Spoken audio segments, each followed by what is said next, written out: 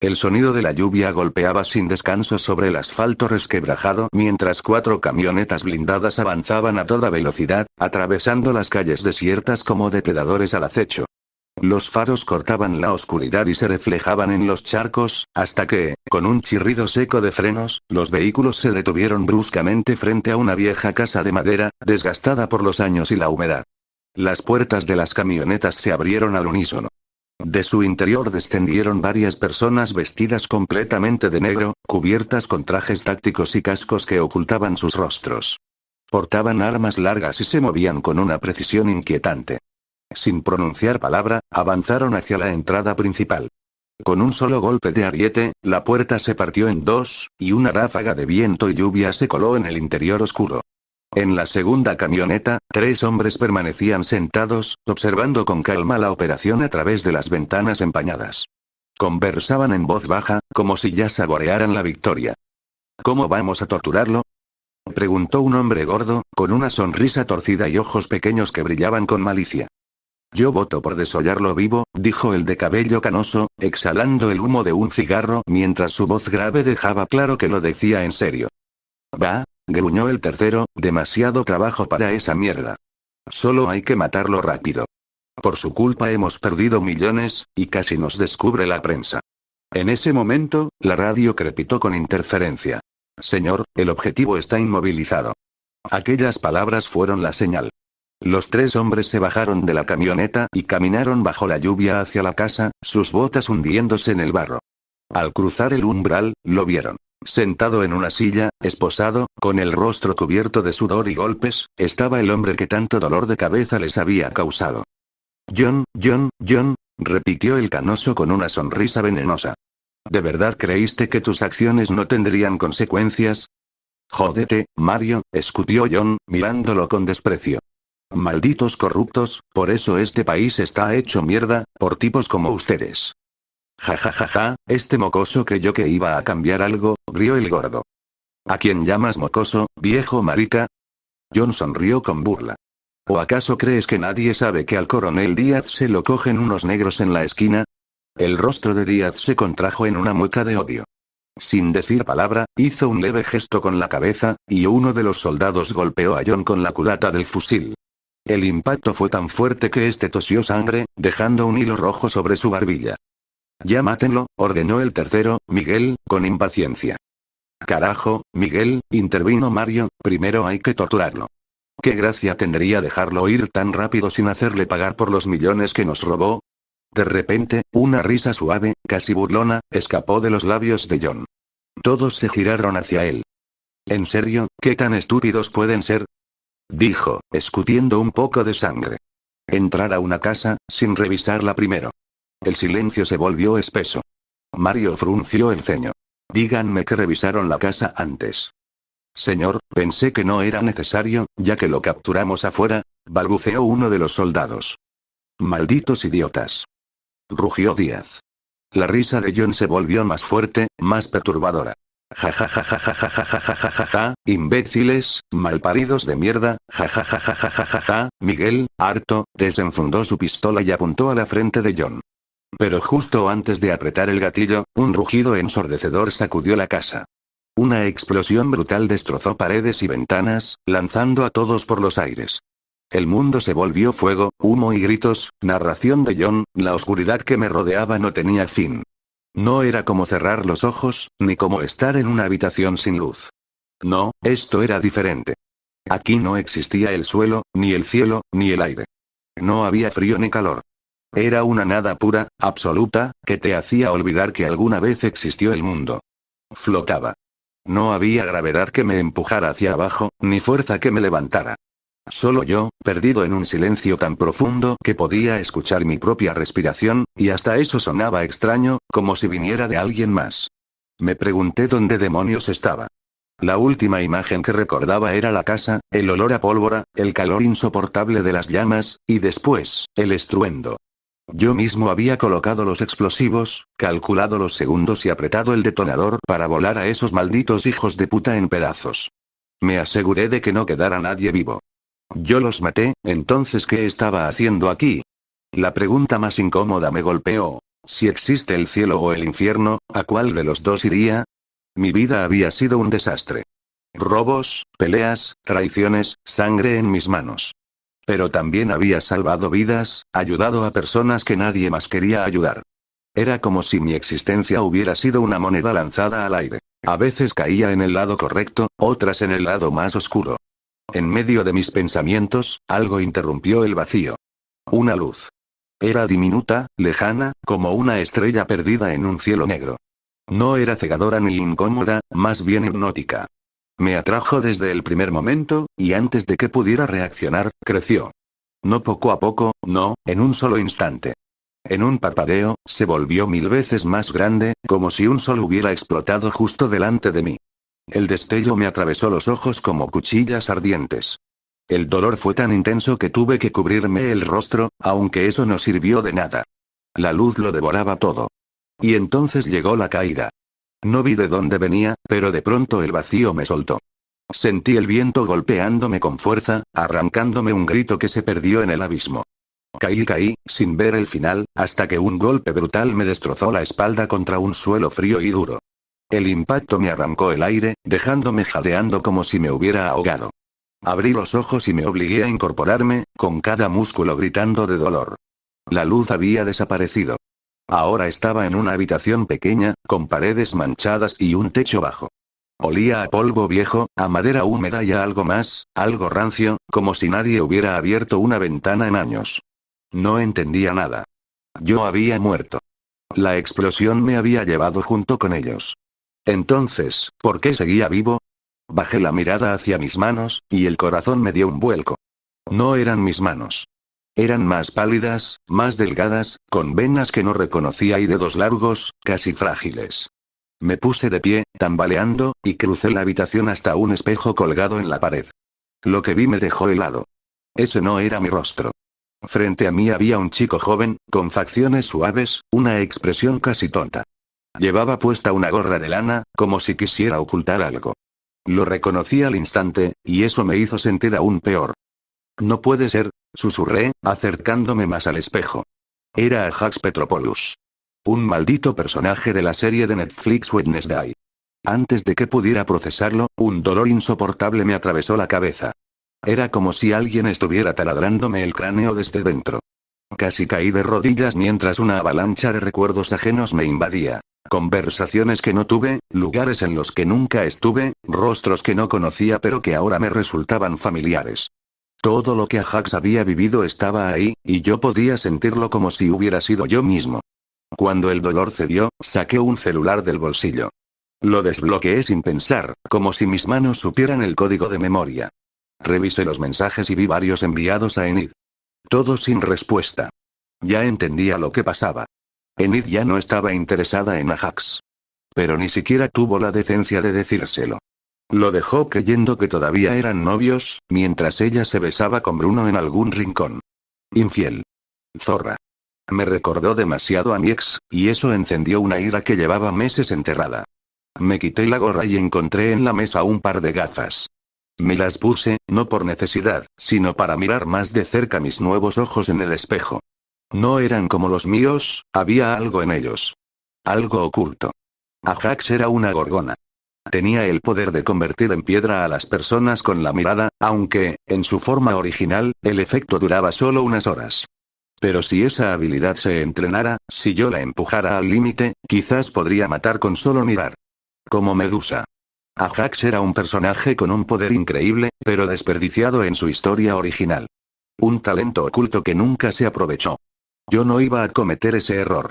Porque soy un soldado, alguien entrenado para la guerra, para matar a sangre fría. Y en este mundo, las cosas iban a cambiar. Y yo iba a ser el que lo hiciera. Capítulo 2. Faltaban apenas unas semanas para que Nevermore abriera nuevamente sus puertas, y aunque la mayoría de estudiantes esperaba con ansias el regreso, a John le importaba poco o nada. Ese lugar, para él, no significaba hogar, ni refugio, ni familia, solo era un escenario más. Sin embargo, sabía que tendría que volver, porque aún quedaban asuntos pendientes que solo podría resolver allí. Antes de su regreso, decidió dedicar todo su tiempo a perfeccionar su habilidad.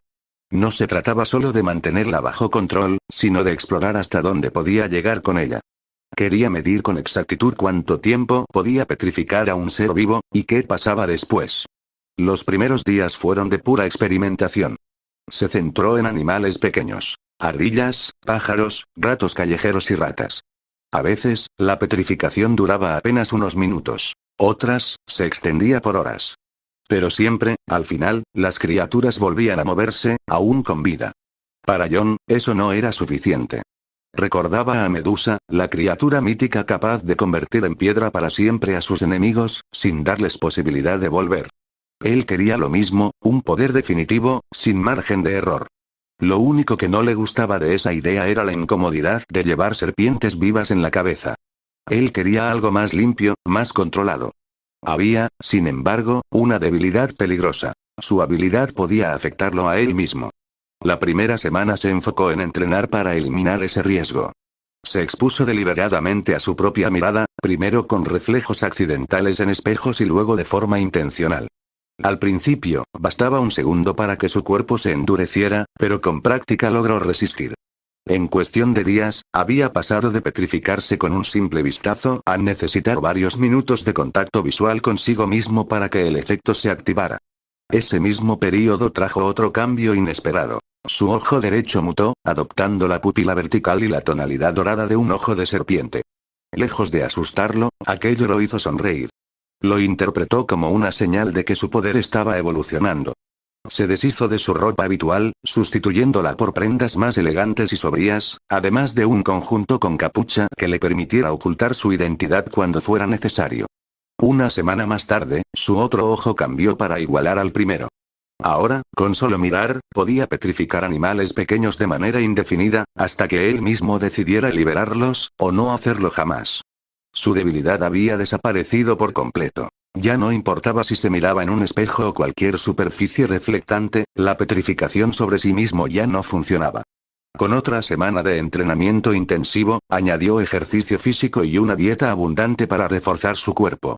Los recuerdos de su antigua vida militar resultaron útiles. Adaptó rutinas y técnicas que le permitieron mejorar su resistencia y fuerza en poco tiempo. Fue en ese momento cuando comprendió que ya no necesitaba recurrir a las serpientes de su cabeza para petrificar. Ahora, bastaba con la fuerza de su mirada. Incluso desarrolló una nueva aplicación para su poder. Bombas especiales con fragmentos imbuidos de su energía petrificante. Al estallar, todo ser vivo en un radio de 5 metros quedaba convertido en piedra de inmediato. Para probarlas, se infiltró en una estación de policía. Llevaba capucha, gafas oscuras y ropa gris. Lanzó una de sus granadas artesanales, y los agentes más cercanos quedaron petrificados al instante. A los que quedaban en pie, los despachó con un simple cruce de miradas. Recorrió las oficinas como si fueran suyas, tomando lo que necesitaba. Pistolas, municiones, un par de granadas, una escopeta y varios chalecos antibalas. Nadie pudo detenerlo. Ahora, con todo listo, faltaban solo unas horas para llegar a Nevermore. Sus padres no sospechaban nada, o al menos fingían no hacerlo. Sí habían notado cambios. Las gafas de sol que ahora usaba siempre, la ropa oscura y distinta, la actitud más fría. En sus maletas, las armas descansaban junto con el resto de su equipaje. John sabía que estaba a punto de regresar, y esta vez, todos en Nevermore aprenderían quién era el que realmente mandaba. John llegó a Nevermore arrastrando sus maletas. Las miradas de los estudiantes no tardaron en clavarse en él, y era normal. Ya no se parecía en nada al anterior a Hax. La gorra de lana que lo caracterizaba había desaparecido, sustituida por una capucha oscura que le cubría gran parte del rostro y unas gafas de sol que ocultaban sus ojos dorados. Algunos le lanzaron un saludo casual, y él apenas levantó una mano en respuesta, sin detenerse. Mientras caminaba por el pasillo hacia su habitación, chocó contra alguien. Por los recuerdos heredados de Ajax, supo de inmediato que se trataba de un miembro de la manada de Enid. Oye, fíjate, amigo, dijo el chico, molesto. John se detuvo, giró la cabeza lentamente y dio un paso hacia él, superándolo en altura. ¿Acaso soy tu amigo para que me llames así? Respondió con voz fría. ¿Qué te pasa, amigo? Insistió el otro, intentando mantener el tono desafiante. John respiró hondo. Está bien, me calmo. Pero en lugar de retroceder, le asestó un golpe seco en el estómago que lo dejó sin aire, seguido de un gancho directo a la mandíbula que lo tiró al suelo. No soy tu amigo, dijo, escupiéndole en la cara antes de seguir su camino hacia la habitación. Dejó sus cosas allí y, al salir hacia el patio, vio llegar a Merlina acompañada de su hermano. Como siempre, un grupo de admiradoras corrió a pedirle su firma, pero Bianca, con un simple canto de sirena, las apartó. Jon se quedó en una esquina, encendiendo un cigarro, observando la escena. Cuando lo terminó a medias, lo arrojó cerca de unos estudiantes. Uno de ellos soltó un quejido al quemarse ligeramente. Esperó a que el nuevo director terminara de hablar con Merlina y se acercó. Merlina, ¿acaso no saludas? Dijo finalmente. ¿Ajax? Preguntó ella, extrañada. Cambiaste. Solo mejoré. Un placer verte, y si ves a Enid, dile que tenemos que hablar. Que me devuelva mi capucha o que me pague los $270 que vale. Y se alejó sin esperar respuesta, encendiendo otro cigarro mientras entraba de nuevo a la academia. Pasaron unos minutos antes de que se topara con el director. Jon, sin dudarlo, tiró su cigarro encendido a una alumna que pasaba. Cuando el director se acercó, Jon le quitó el cigarro a la chica y le dijo con tono de autoridad. Está prohibido fumar, niña. Pero tú, intentó replicar ella. Jon no la dejó terminar. La empujó suavemente pero con firmeza. Ya lárgate. Alumno Petropoulos, dijo el director Dot. Director, ¿en qué puedo ayudarle? Contestó Jon con fingida cordialidad. ¿En lo que hiciste hace un momento? ¿Lo del cigarro y la chica? Lo interrumpió Jon. Exacto. Verás, creo que tienes madera para ser asesor residencial. ¿Qué opinas? Jon sonrió. Claro, señor. Será un placer. El director le explicó sus responsabilidades con los nuevos estudiantes y le entregó algunos materiales. Jon caminó hasta una habitación donde sabía que estarían Pericles y Eugene, el chico abeja. Al entrar, los encontró allí. Hola a ambos. ¿Ajax? ¿Qué haces aquí? Preguntó Eugene. Soy su nuevo asesor residencial. ¿Algún problema? Respondió Jon, con una ceja levantada. ¿Puedes convertirme en piedra? Preguntó Pericles, emocionado. Quizás, contestó Jon sin dudar. ¿Tú y Enid siguen juntos, o ya entró en razón? Dijo Eugene. Jon lo miró serio. ¿Quieres que tus insectos aparezcan muertos? Eugene guardó silencio. Bienvenidos a Caliban. Será un gran año para mí. Hey, Pericles, ¿vienes? Dijo saliendo del cuarto. Sí, respondió Pericles, siguiéndolo. En el pasillo, Jon se bajó los lentes y lo miró directamente. Pericles se convirtió en piedra con una sonrisa. Segundos después, Jon chasqueó los dedos y lo devolvió a la normalidad. ¿Qué tal? Preguntó Jon. Fue asombroso, respondió Pericles. ¿Y tú qué puedes hacer? Preguntó Jon. Pericles levantó un dedo y lanzó un rayo que lo mandó volando unos metros. Genial, dijo Jon levantándose. Tienes potencial, chico. Ahora vuelve a lo tuyo. Hablaremos después.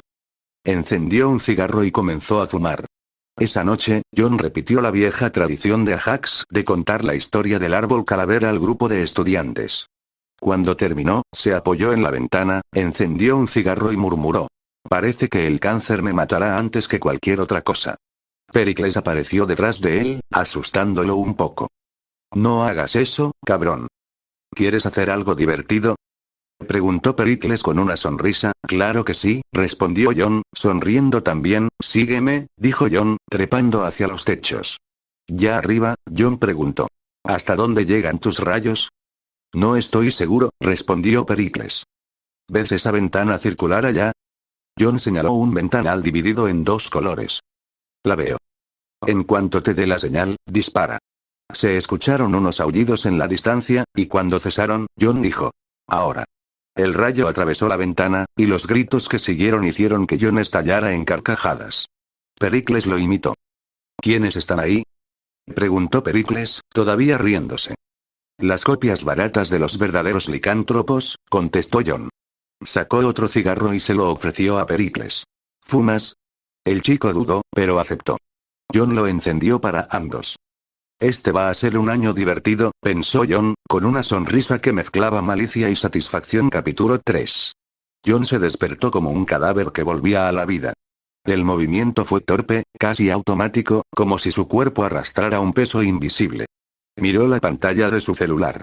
3:50 AM, un horario en el que el cerebro humano todavía se encuentra en el sueño más profundo, pero él estaba ahí, con los ojos irritados, la mandíbula apretada y el pulso acelerado.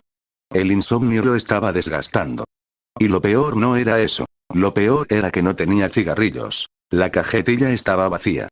John la examinó con detenimiento, como si fuera imposible que algo tan pequeño pudiera desatar un estado de abstinencia tan brutal.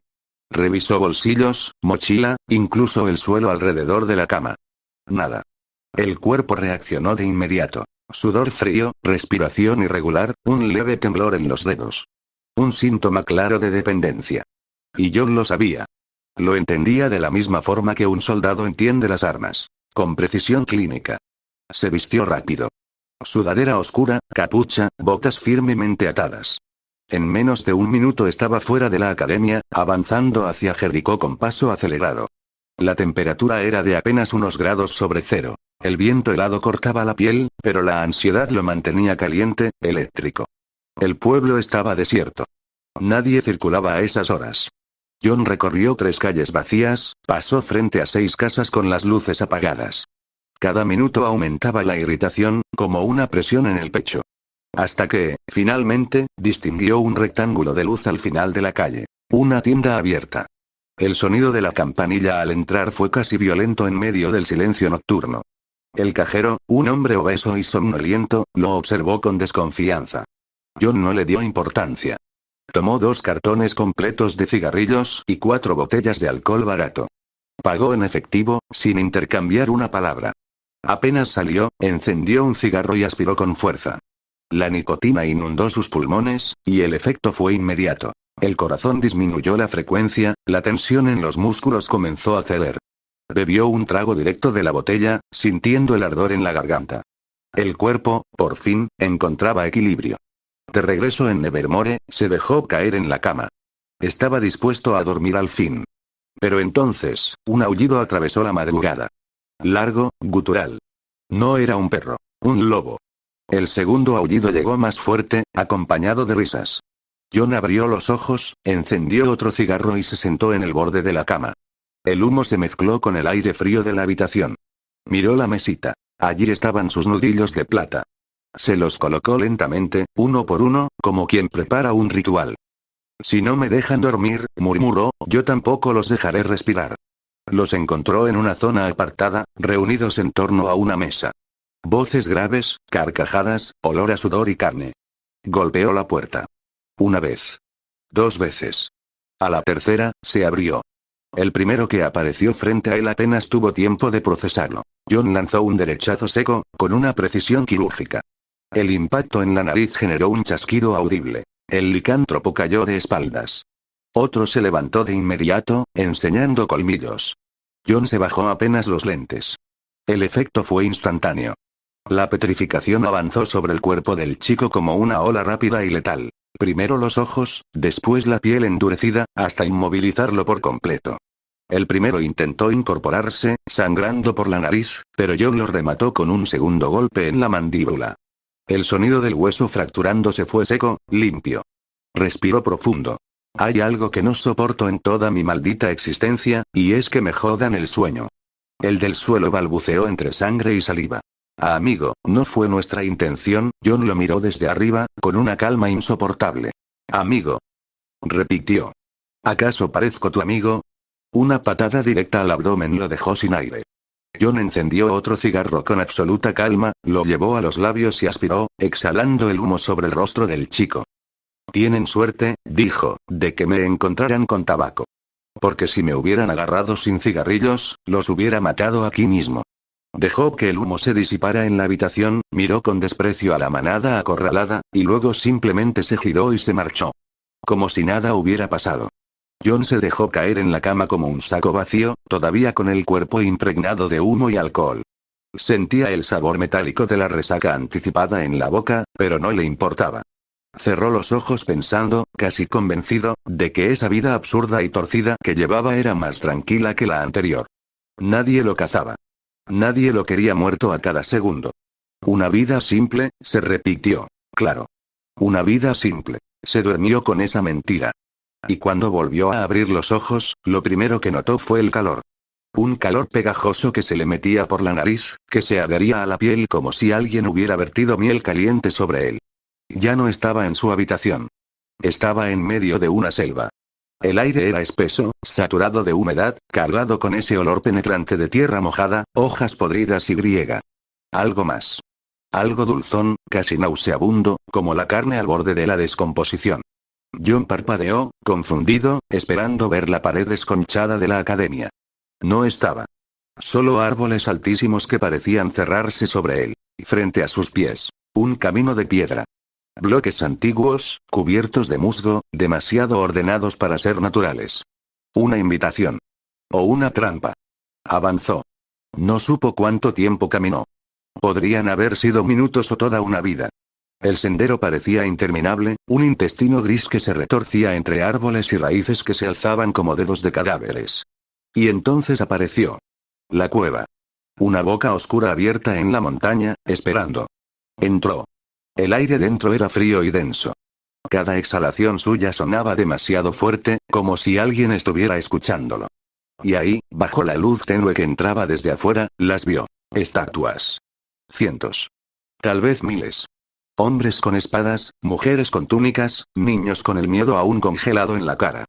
Diferentes culturas, diferentes épocas, todos con la misma expresión. Sorpresa, horror, muerte detenida a mitad del gesto. John se obligó a caminar entre ellos. Sintió que lo observaban, aunque sus ojos eran de piedra. El silencio era tan profundo que cada uno de sus pasos sonaba como un martillazo. Al fondo, en la pared húmeda, se alzaba un muro con símbolos tallados. Un idioma que no reconocía, retorcido y antiguo. John entrecerró los ojos, intentando descifrarlo. Nada. Giró la cabeza y vio otro mural, más claro. Una figura femenina, cabellos convertidos en serpientes, mirada letal. Medusa. La representación era tan vívida que casi sintió que las serpientes se agitaban bajo la roca. ¿Qué mierda significa todo esto? Susurró, sin darse cuenta de que su voz sonaba demasiado fuerte. Volvió al muro de inscripciones. Lo miró fijamente. Y entonces, el muro respiró. No con sonido, sino con movimiento. Los símbolos comenzaron a retorcerse frente a sus ojos, a encogerse y estirarse como gusanos que cambian de piel. Hasta que, finalmente, se formaron palabras en un idioma que sí entendía.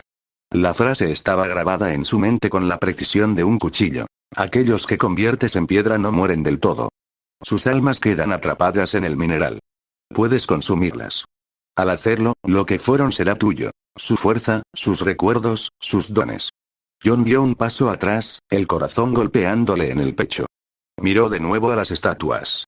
Ya no las vio como esculturas antiguas. Eran cuerpos. Personas.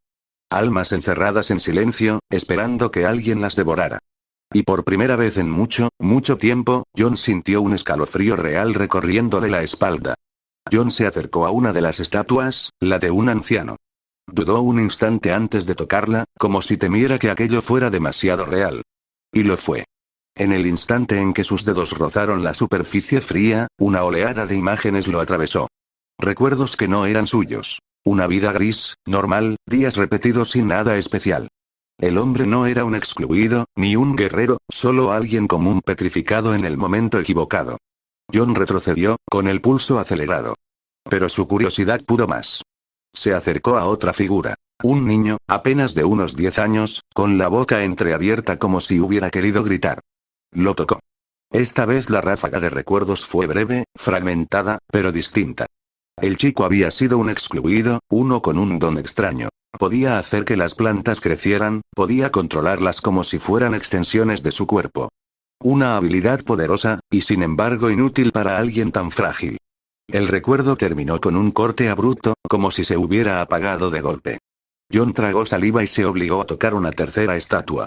Una mujer. Su mente se inundó con memorias de dolor, pero también de alivio. Ella había tenido el poder de sanar. Podía curar heridas, aliviar enfermedades, recomponer lo roto. John sintió una chispa de codicia en lo más profundo de su pecho. Eso sí que le serviría. Curación. Exactamente lo que necesitaba, con el ritmo de alcohol y cigarros que lo estaban matando lentamente. Sin previo aviso, todo se distorsionó. El aire de la cueva se contrajo sobre él como un puño cerrado, y de pronto fue arrastrado hacia atrás, lanzado fuera del lugar. Despertó bruscamente en su cama. El techo de la academia sobre su cabeza. El mismo olor a tabaco, sudor y alcohol rancio. Suspiró, todavía temblando. Tenía que volver allí. Lo sabía. Un roce bajo la puerta lo hizo incorporarse. Se levantó y encontró una hoja doblada. La abrió. En letras torpes, casi garabateadas, leyó: si te metes con la manada, te metes con todos. B.N. John se rió. Una carcajada seca, amarga, que le hizo doler la cabeza. Maldita resaca. Pero esa habilidad curadora, esa sí que la necesitaba. Las posibilidades eran infinitas. Beber hasta caer, fumar hasta quedarse sin aire, y después curarse con un chasquido. El sueño húmedo de cualquier borracho. Se vistió con lo primero que encontró y salió al pasillo, todavía tambaleante. Ahí estaba Pericles, esperándolo como si supiera que iba a salir. ¿Qué? Gruñó John, encendiendo un cigarro. ¿En serio vas a pelear? Preguntó Pericles, serio. John arqueó una ceja. ¿Que yo qué? Todos dicen lo mismo, respondió el otro, cruzado de brazos. John se pasó la mano por la cara, sintiendo el sudor pegajoso de la resaca. Ni enterado estoy de mi pelea. ¿Contra quién, se supone? Un tal Bruno, dijo Pericles, bajando la voz. ¿Y sabes la razón? Pericles negó con la cabeza, y eso lo hizo aún peor. John resopló, tragándose el humo. Espero que no sea hoy, porque con esta resaca apenas puedo mantenerme de pie.